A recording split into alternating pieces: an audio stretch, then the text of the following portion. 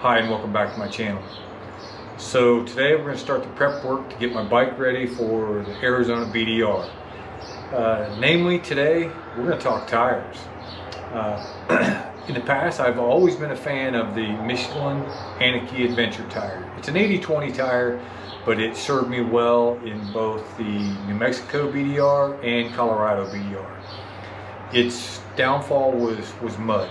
So Arizona's supposed to be a little tougher, a little more sand. It's that time of year, so I decided I'm going to go a little more aggressive, and I'm going to run the Anarchy Wilds. So I'm going to do a little tire test. What does 1,000 miles of interstate do to a 50/50 tire?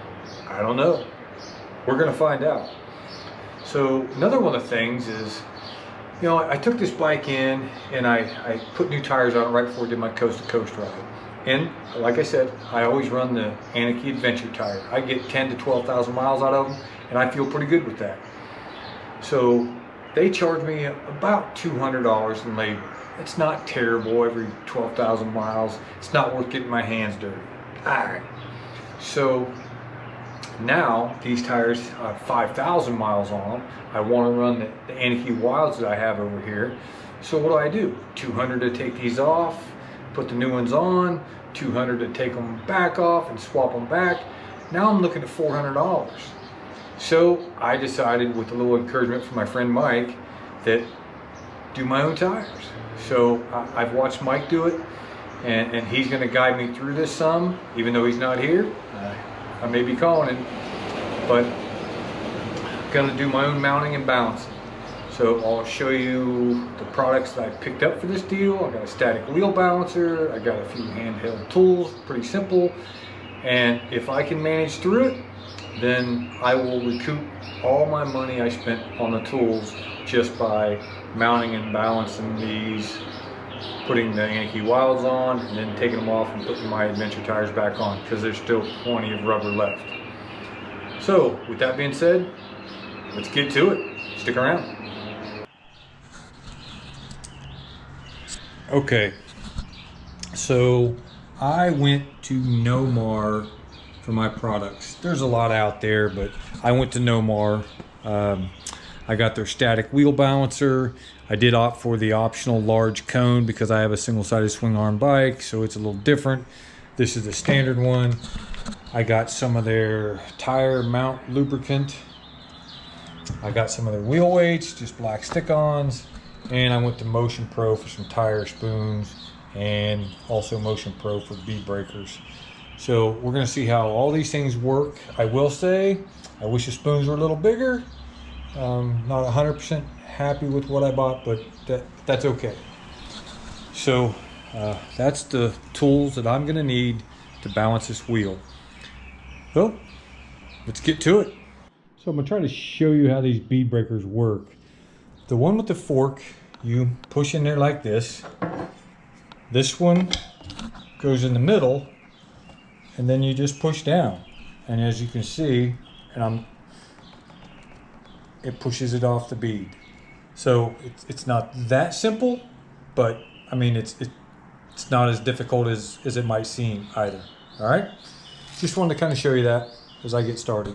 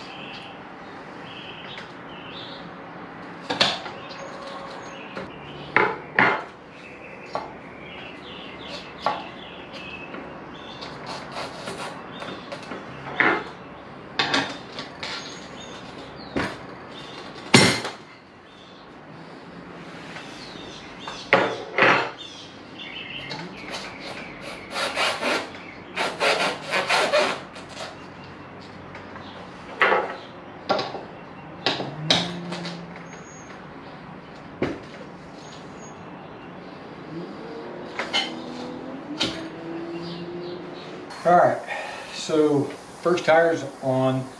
I'm gonna strictly guess an hour, I guess. And I did dig up my rim a little bit. Get better tire tools. Get wider ones, and maybe look for the rubber coated or the edges they have.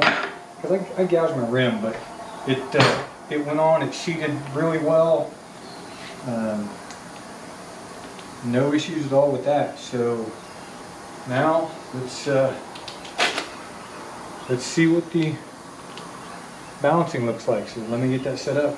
Okay, so cones go in, you center the wheel, and then on a static wheel balancer, you should be able to stop this wheel anywhere, let go of it, and it's going to settle to the heaviest point. So the theory is, once you are balanced out, you should be able to put the wheel anywhere you want, stop it, let go of it, and it shouldn't move, no matter where you place the wheel. So as we can see right now, it looks like I'm going to go right down in here, and I'm going to take some tape and mark my spot, but I'm going to make sure a couple times. So we turn it up here, stop it.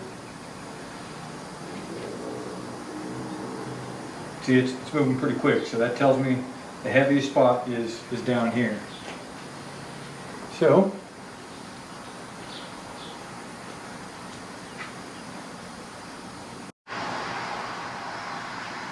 all right, so I'm going to take this tape.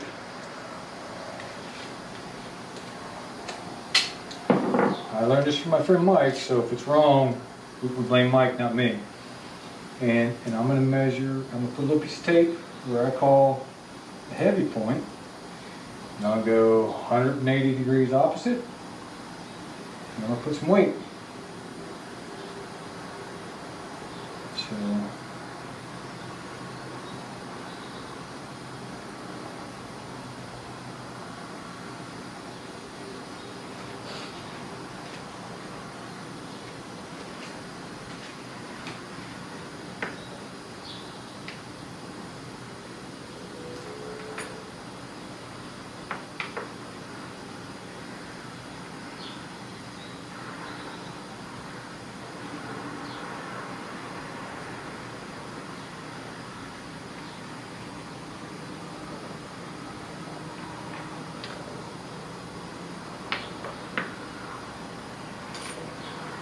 alright, so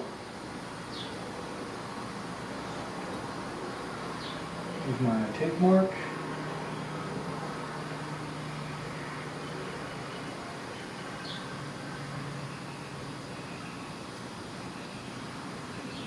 Back.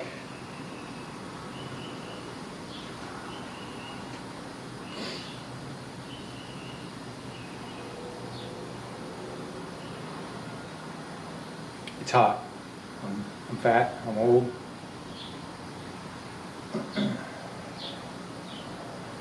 Still at the same spot. Let's try it again. Let's move a different direction.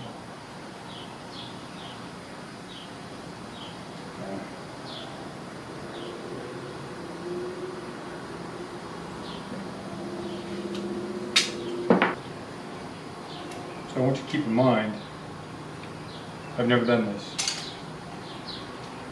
My friend Mike does it all the time. I watched him. I talked to him. I got him on speed dial. He's my lifeline right now if I need him. But the concept is simple.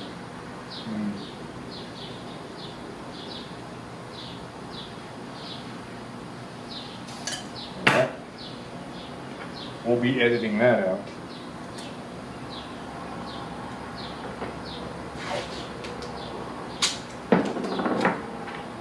Still moves pretty quick.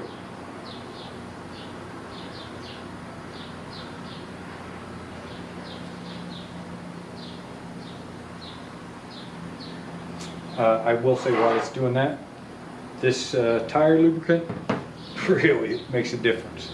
I've always used, back in the dirt bike days, you know, like Dawn dish soap or something, but that stuff's pretty jelly and it worked pretty good.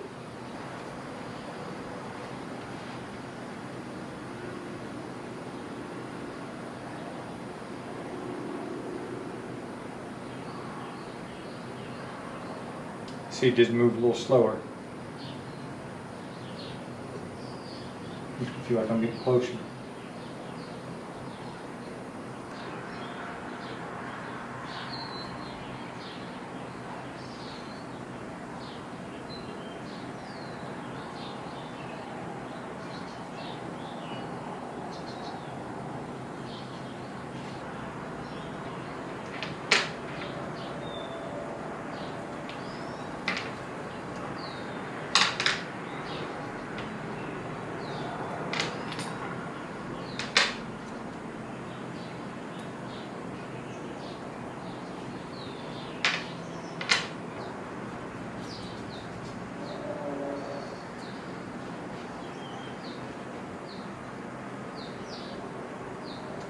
I do have a little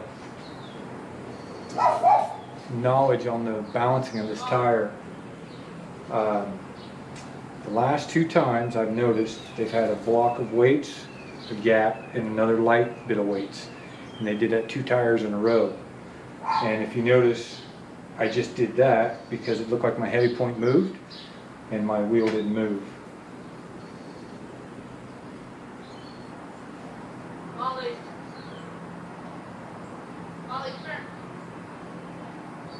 Wheel didn't move.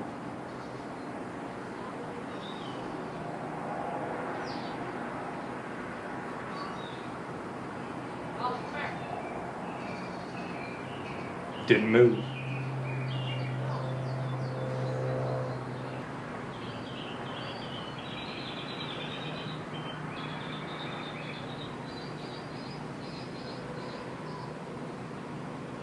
All right, Mike.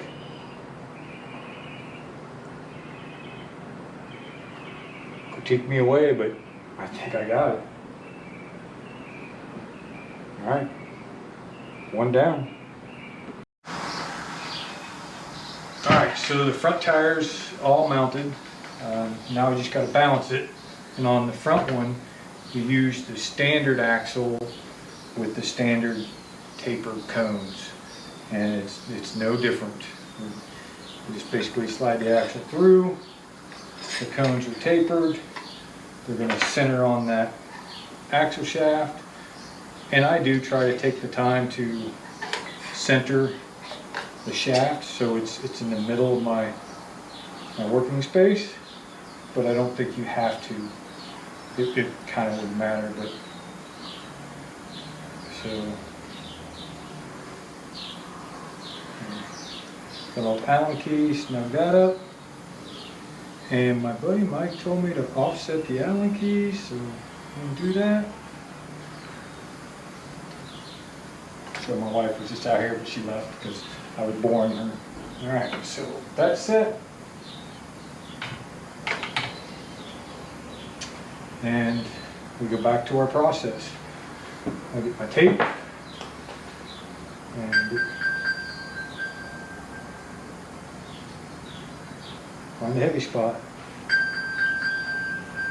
My wife's dinging her phone. Hang on.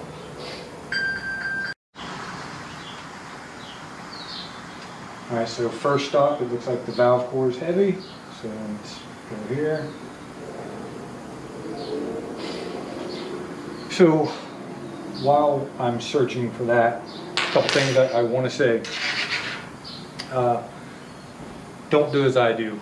You need to wear clothes when you do this. If you've been familiar with my channel, I wear shorts and flip-flops. Oil changes, brake services on my car, on my bike. I'm a shorts and flip-flops guy, but it's not safe. So don't do as I do. All right, so that's twice. It's settled in the same spot. So I'm going to put a mark right there. Let's get some weight out.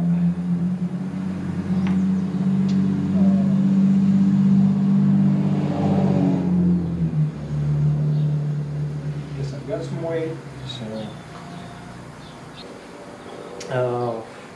So a question that's going to come up: is it worth it? I've been out here a couple hours, and I do get the satisfaction to know that it's done correctly. So there's that. The other thing is, I don't know. I mountain balance these. Mountain balance one more. I've offset the cost of what I spent on equipment, so I'll get my money back right there. I would have liked to tested this on a freshly set of mountain balance tires from my dealer, just to see, but I didn't think about it, didn't have the ability at the time, so it's okay.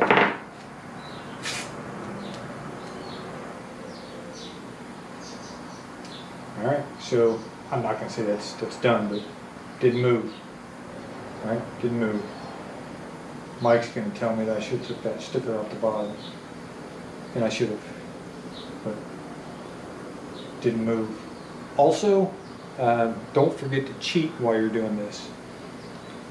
Take note of how much weight they use on the other wheel. It's not always going to be the same.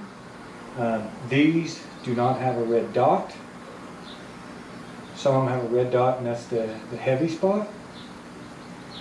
So, Mike, don't yell, I didn't take the sticker off, buddy.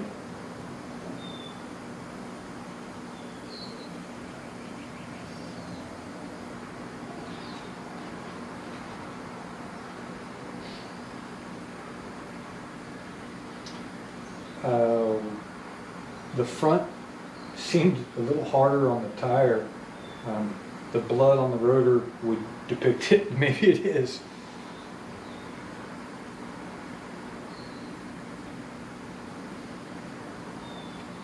I did take the time to air them up to where I'm going to run them, valve caps on, everything.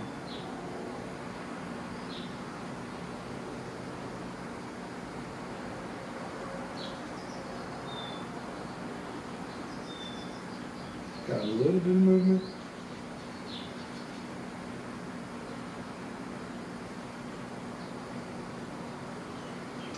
I'm going to call that good.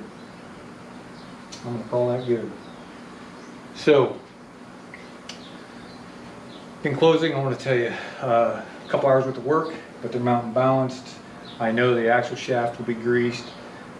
Take the time to go to a manual, internet somewhere, find the torque specs for rear wheel, front axle, the pinch bolts, all those things, and torque it back to specs.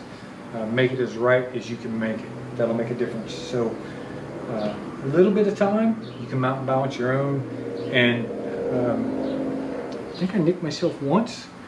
The bead breakers worked very well. Let me show you those again. These are made by Motion Pro Bead Pro. They were spot on. The tire tools that I bought, and I bought 2 sets, I don't like. I nicked up my rim. Don't like that. You want to. I like a wider spoon, and get the rim protector. And man, we're good. All right, so we're together, and boy, do I like the looks of those. Man, that's aggressive. My Lone Rider headlight guard, my Lone Rider bags, and then the rear.